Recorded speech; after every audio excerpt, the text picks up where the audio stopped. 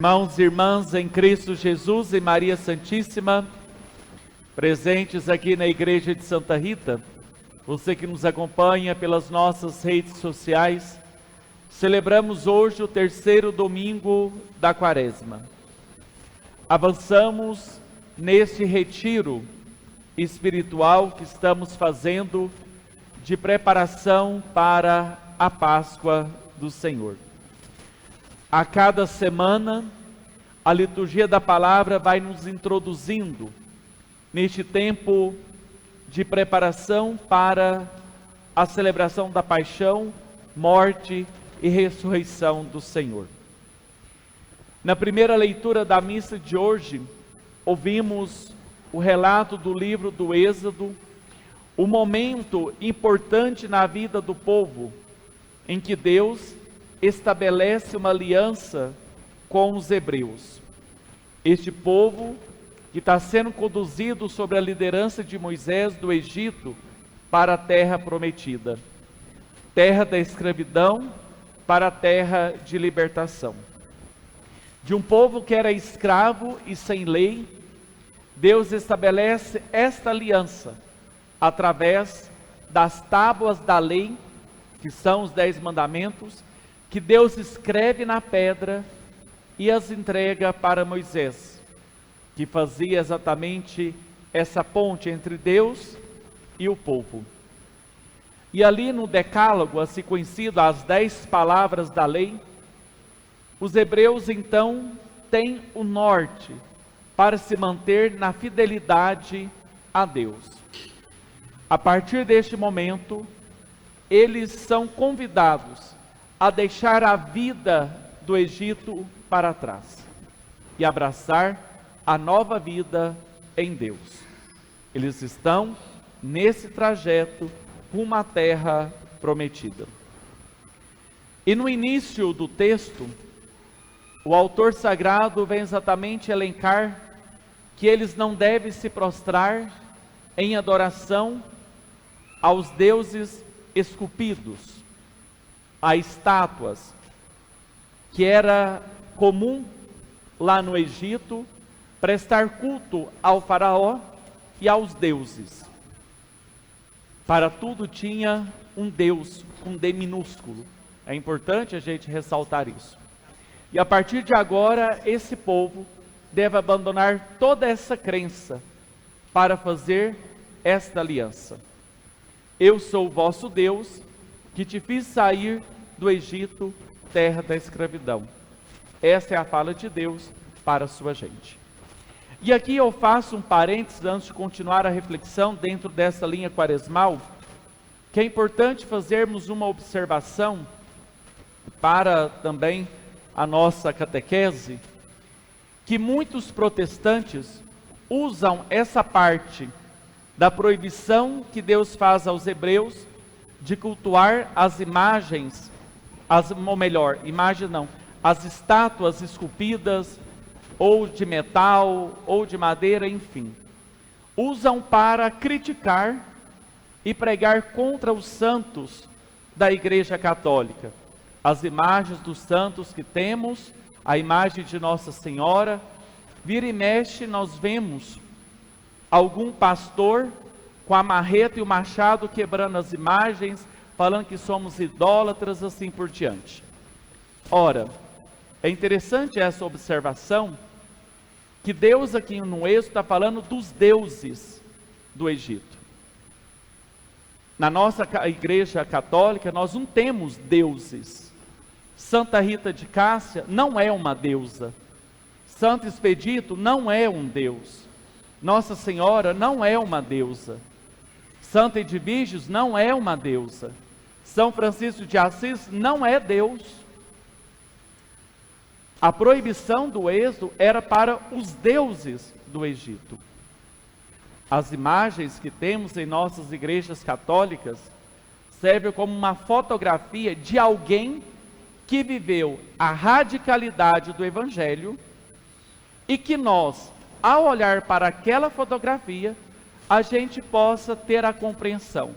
Se Santa Rita venceu todo o seu calvário que ela teve, carregando a sua cruz, de um marido estúpido, de um marido que agredia ela, de toda a situação familiar, nós também somos capazes de vencer a essas cruzes, se nós então oferecemos a nossa vida a Deus. Então não é Deus, Santa Rita não é deusa. Então é interessante isso, porque às vezes alguns católicos começam, às vezes fraco na fé, nossa, pior que tem, é verdade mesmo, está na Bíblia, né? Tá, mas está na Bíblia, mas qual é o contexto da Bíblia?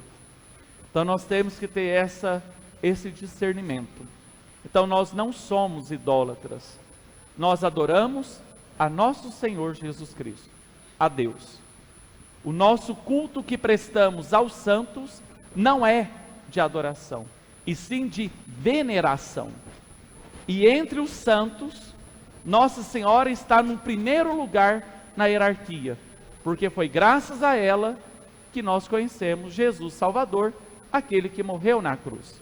E dentro do culto dos santos, nós temos uma super veneração a Nossa Senhora, justamente por ela ser a primeira entre os santos, por ser a mãe do Salvador. E isso ela não é deusa. Nós olhamos para ela e vemos como uma mãe sofreu como ela, vendo seu filho torturado sem poder fazer nada. E outra, antes disso, ela se abriu à graça de Deus, para que nós também possamos nos abrir à graça dele. Então assim eu fecho esse parênteses, que é interessante a gente aproveitar o tema da liturgia para a gente tocar nesse tempo, nesse clima tão sensível, às vezes, que temos por aí afora, por algumas seitas. Mas no próprio texto do Êxodo nós encontramos esse sentido da aliança, dessa pertença a Deus. Deus sempre fiel à aliança. O povo é infiel. Estabeleceu a aliança aqui no Sinai, o povo entrou à terra prometida e deixou ser contaminado pelo espírito do mal, caminhando na contramão do projeto de Deus.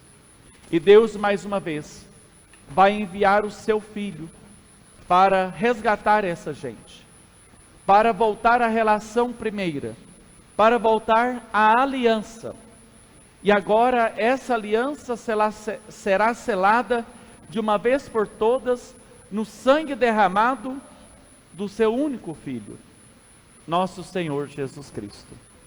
É Ele então que vai fazer a nova e eterna aliança, que é escândalo para os judeus, insensatez para os pagãos, enquanto os gregos procuram sabedoria. É o que nos recorda a segunda leitura da missa de hoje, da primeira carta de São Paulo aos Coríntios. E para nós cristãos, anunciamos e pregamos o Cristo crucificado. Como compreender, na cabeça dos judeus daquela época, daquelas primeiras comunidades, a contrariedade da lógica humana que Deus faz? Enquanto os querem compreender pelo intelecto, nós somos chamados a fazer a experiência do mistério. E aqui nós temos um ponto importante, porque é na fraqueza aos olhos dos homens, aos olhos humanos, que Deus mostra a sua fortaleza. É seu Filho carregando a pesada cruz no caminho do Calvário e sendo morto nela, sendo pregado naquele lenho, naquele madeiro, que se revela o amor para toda a humanidade. Para muitos é loucura, e de fato é loucura. Loucura de amor para com toda a humanidade. E Jesus era louco de amor por nós, porque Deus é amor. E Ele faz parte dessa trindade, que é a relação do amor por excelência, que veio manifestar a cada um de nós. Então o sangue derramado de Cristo na cruz é um sangue de amor, de entrega e de doação.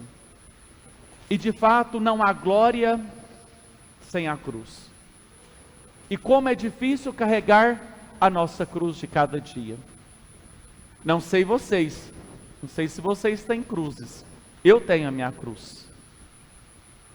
Você também, Patrícia? E como é difícil carregar a cruz. Sozinho nós somos incapazes disso. Por isso que precisamos da graça de Deus. Por isso que precisamos aproximar mais ainda de Deus.